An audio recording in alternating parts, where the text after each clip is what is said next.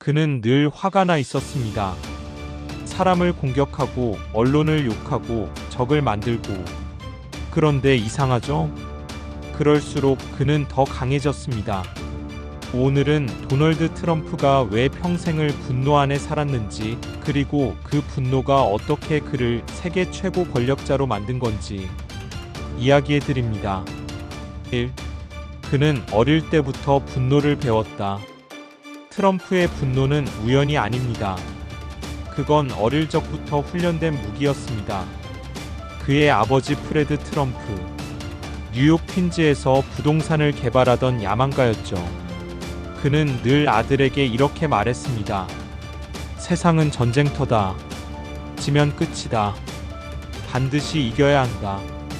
어릴 적 트럼프는 형 프레드 주니어보다 더 공격적이었습니다. 형은 따뜻하고 느긋했지만 트럼프는 달랐죠.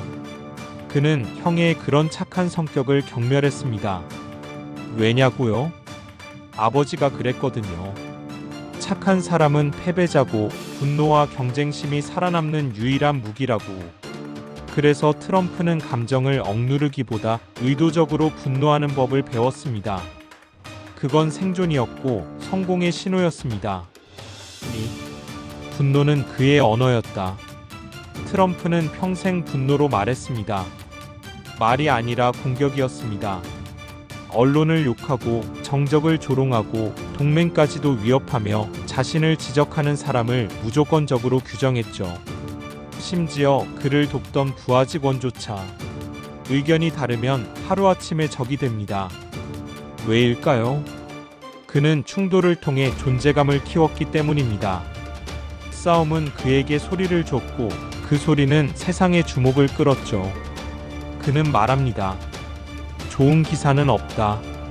나에 대해 뭐든 말하면 된다. 욕이라도 받는 편이 침묵보다 낫다. 이 말이 전부입니다. 그는 사랑받기보다 싫어받기를 택했습니다. 왜냐면 그게 더 강한 영향력이었으니까요. 3. 분노는 그의 방패였다. 우리는 보통 분노를 감정이라고 생각합니다. 하지만 트럼프에게 분노는 방어기제였습니다. 실패했을 때 그는 사과하지 않았습니다. 비난받을 때 그는 절대 인정하지 않았습니다. 대신 그는 공격합니다. 가짜 뉴스, 사기꾼, 멍청한 사람들.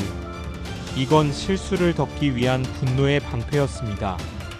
그는 감정을 솔직히 드러내기보다 분노로 그것을 가려왔죠. 왜? 약점을 보이면 죽는다고 배웠으니까요. 감정은 패배고 분노는 힘이었습니다. 4. 분노는 그의 무기였다. 트럼프는 대통령 후보가 되면서 미국 사회에 이미 존재하던 분노를 끌어올렸습니다. 당신들 세금은 부자들만 먹고 있다. 당신들 일자리는 중국에 넘어갔다. 당신들의 목소리를 그 누구도 듣지 않는다. 그는 분노의 공감 능력이 있었습니다. 정확히는 그들의 분노에 불을 붙이는 능력. 그래서 그는 말합니다. 나는 화난 사람들의 목소리다. 나는 잊혀진 이들의 대변자다. 그 결과 트럼프는 단숨에 정치계의 주인공이 됩니다.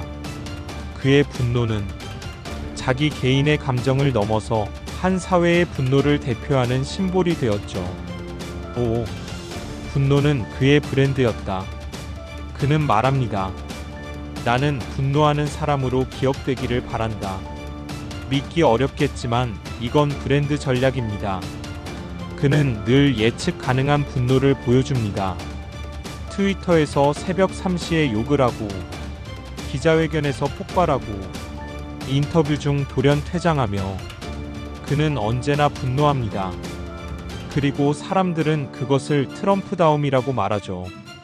그의 분노는 감정이 아니라 예능이고 콘텐츠이며 마케팅입니다.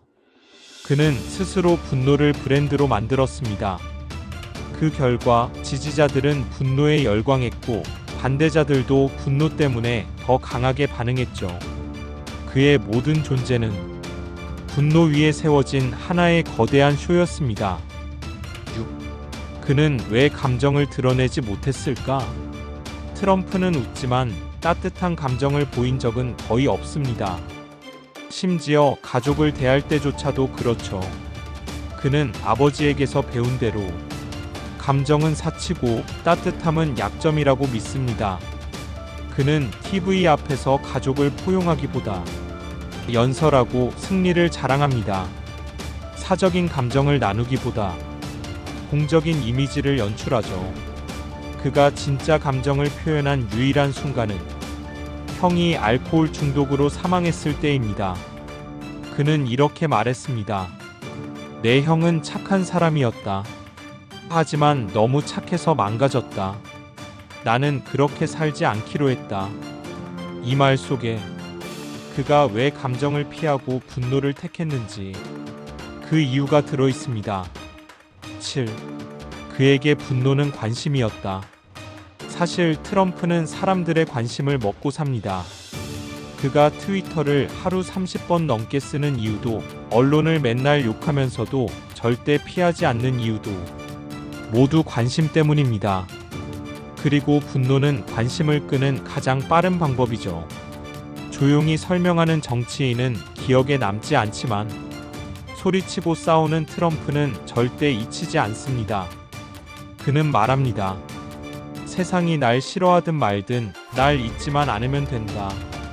이건 슬프게도 그의 사랑에 대한 방식이기도 합니다. 사랑받지 못해도 괜찮다. 하지만 무시당하는 건 견딜 수 없다. 그는 세상을 향해 분노함으로써 자신이 살아있음을 증명하고 있었습니다. 8. 트럼프의 분노는 지금도 계속된다. 대통령에서 물러났지만 트럼프의 분노는 끝나지 않았습니다. 그는 여전히 도둑맞은 선거라고 말하고 언론을 향해 가짜라고 외칩니다. 그리고 여전히 지지자들은 그 분노에 열광하죠. 왜? 그들은 트럼프를 통해 자신의 분노를 표현할 수 있기 때문입니다. 트럼프의 진짜 힘은 그의 말, 그의 정책이 아닙니다. 그의 분노가 우리의 분노처럼 느껴졌기 때문입니다.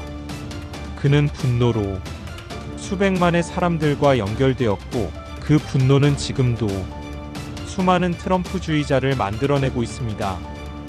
9. 결론, 그는 분노로 세상을 움직였다. 도널드 트럼프는 누구보다 강한 사람처럼 보입니다. 하지만 깊이 들여다보면 그는 누구보다 외롭고 누구보다 인정받고 싶었던 사람입니다. 그는 분노라는 가면을 쓰고 세상을 움직였고 사람들을 흔들었고 마침내 미국 대통령이 되었습니다. 하지만 그 모든 성공 뒤에 남은 질문은 하나입니다. 그는 진짜 행복했을까요? 그의 분노는 성공을 줬지만 사랑을 주진 않았습니다. 권력을 줬지만 평화를 주진 않았죠. 그는 자신이 만든 거대한 소리 속에서 끝없이 외치고 또 외칩니다. 나는 틀리지 않았다. 나는 절대 지지 않았다. 그 소리는 세상을 향한 외침이기도 하지만 어쩌면 자기 자신에게 하는 마지막 설득일지도 모릅니다. 마무리 멘트. 트럼프는 분노로 세상을 흔들었습니다. 하지만 진짜 중요한 건 그 분노 뒤에 숨겨진 진심을 볼 수 있느냐입니다. 그는 진짜 화가 난 걸까요? 아니면 사랑받고 싶었던 걸까요? 지금까지 부자들을 연구하는 더리치랩이었습니다. 영상이 도움이 되셨다면 구독과 좋아요 부탁드려요.